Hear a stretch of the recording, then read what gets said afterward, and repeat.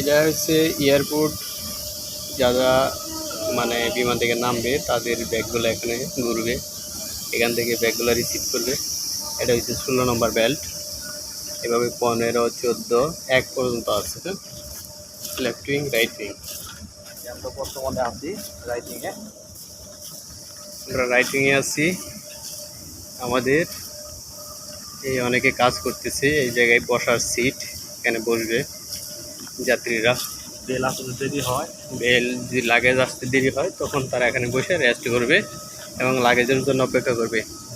আর এই যে মনিটরে বাজবে কখন কোন এয়ারলাইন্স আসবে কোন জায়গায়, আর ব্যাগেজগুলো কার কোনটা। হ্যাঁ, 13 নম্বর, 14 নম্বর। অনেক সুন্দর পরিবেশ, উপরে সিলিং সুন্দর। এই যে অনেক সুন্দর পরিবেশ।